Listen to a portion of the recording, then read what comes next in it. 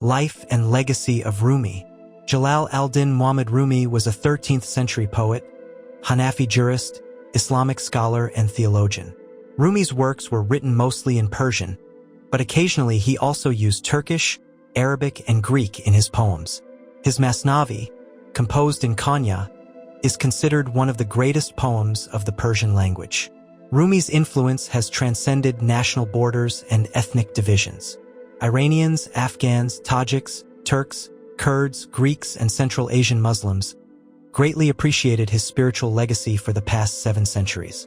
Rumi's works are widely read today in their original language across Greater Iran and the Persian-speaking world. His poems have subsequently been translated into many of the world's languages. Rumi has been described as the most popular poet. He is very popular in Turkey, Azerbaijan, and South Asia, and has become the best-selling poet in the United States. Rumi was born on September 30th, 1207 to Persian parents in Balkh, modern-day Afghanistan, a village on the east bank of the Waksh River known as Sangtuta in present-day Tajikistan. The area, culturally adjacent to Balkh, is where his father was a preacher and jurist. He lived and worked there until 1212, when Rumi was aged around 5 and the family moved to Samarkand. Greater Balkh was at that time a major center of Persian culture, and Sufism had developed there for several centuries. The most important influences upon Rumi, besides his father, were the Persian poets Attar and Sinai. Rumi lived most of his life under the Persianate Seljuk Sultanate of Rum, where he produced his works and died in 1273 AD. He was buried in Konya, and his shrine became a place of pilgrimage. Upon his death, his followers and his son Sultan Walid founded the Mevlevi order, also known as the Order of the Whirling Dervishes, famous for the Sufi dance known as the Sama ceremony. He was laid to rest beside his father, and over his remains a shrine was erected. Father was Baha-ud-Din Walid, a theologian, jurist, and a mystic from Waksh, who was also known by the followers of Rumi as Sultan of the Scholars. When the Mongols invaded Central Asia sometime between 1215 and 1220, Baha-ud-Din Walid, with his whole family and a group of disciples, set out westwards. They lived in Nishapur for a while and then set out for Baghdad, meeting many of the scholars and Sufis of the city. From Baghdad, they went to Hijaz and performed the pilgrimage at Mecca. The migrating caravan then passed through Damascus, Malatya, Erzincan, Shivas, Kayseri, and Nigda. They finally settled in Karaman for 7 years. Rumi's mother and brother both died there. In 1225, Rumi married Gauhar Khatun in Karaman. They had 2 sons, Sultan Walid and Ali Eddin Chalabi. When his wife died, Rumi married again and had a son, Amir Alam Chalabi, and a daughter, Malaka Khatun. On May 1, 1228, most likely as a result of the insistent invitation of ruler of Anatolia, Rumi's father, Baha-ud-Din, finally settled in Konya in Anatolia within the westernmost territories of the Seljuk Sultanate of Rum. Baha-ud-Din became the head of a religious school, and when he died, Rumi, aged 25, inherited his position. One of Baha-ud-Din's students, Syed Burhan-ud-Din, continued to train Rumi in the Sharia as well as the Tariqa. For 9 years, Rumi practiced Sufism as a disciple of Burhan-ud-Din until the latter died in 1240. Rumi's public life then began. He became an Islamic jurist, issuing fatwas and giving sermons in the mosques of Konya. He also served as an Islamic teacher and taught his adherents in the school. During this period, Rumi also traveled to Damascus and is said to have spent 4 years there. It was his meeting with the dervish Shamsi Tabrizi on November 15, 1244 that completely changed his life. From an accomplished teacher and jurist, Rumi was transformed into an ascetic. The nature of the intimate friendship between the two is much debated, but Shams, everyone agrees, had a lasting influence on Rumi's religious practice and his poetry.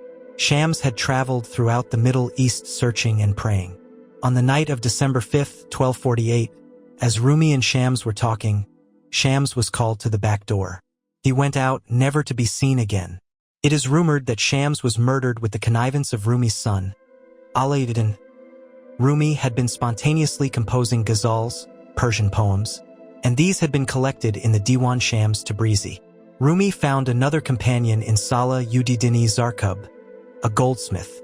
After Salah-ud-Din's death, Rumi's favorite student, Husami Chalabi, assumed the role of Rumi's companion.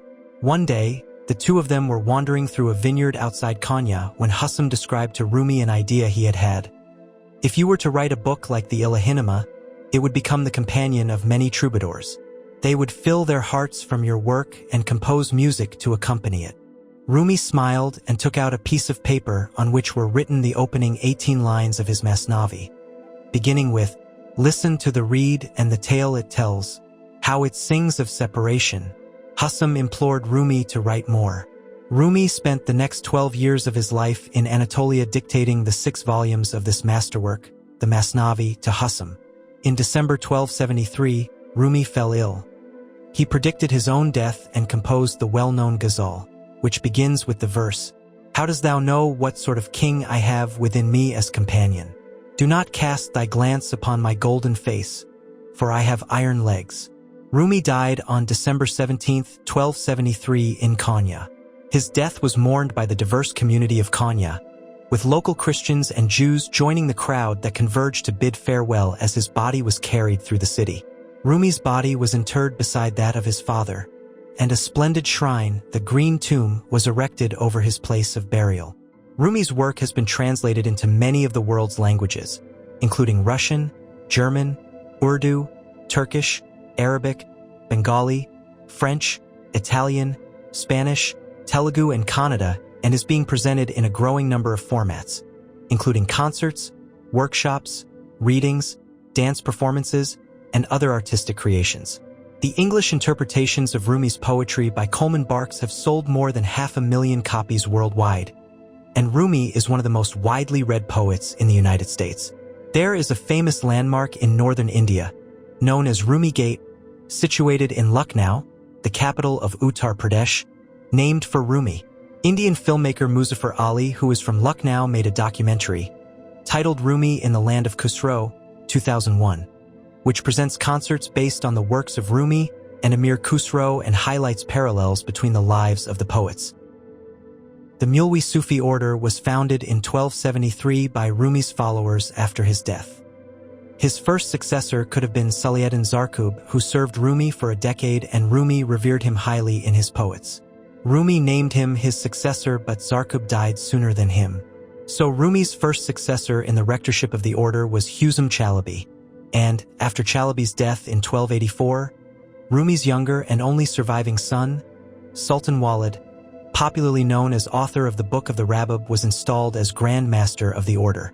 The leadership of the order has been kept within Rumi's family in Konya uninterruptedly since then. The Mulwi Sufis, also known as whirling dervishes, believe in performing their dhikr in the form of sama. During the time of Rumi, his followers gathered for musical and turning practices. According to tradition, Rumi was himself a notable musician who played the rebab, although his favorite instrument was reed flute. For 800 years, Rumi's words have inspired, consoled, and comforted people of all ages, origins, and walks of life. In recent popular culture, Coldplay's Chris Martin read poems written by Rumi throughout his divorce to Gwyneth Paltrow to lift his spirits. And he even wrote a Coldplay track that features Coleman Barks, an American poet, reciting one of Rumi's poems. Rumi is also reported to have aided the spiritual journeys of other celebrities, such as Madonna and Tilda Swinton. Have you ever read Rumi's verses? Which one is your favorite? Share your favorite verse with us. Thank you for watching.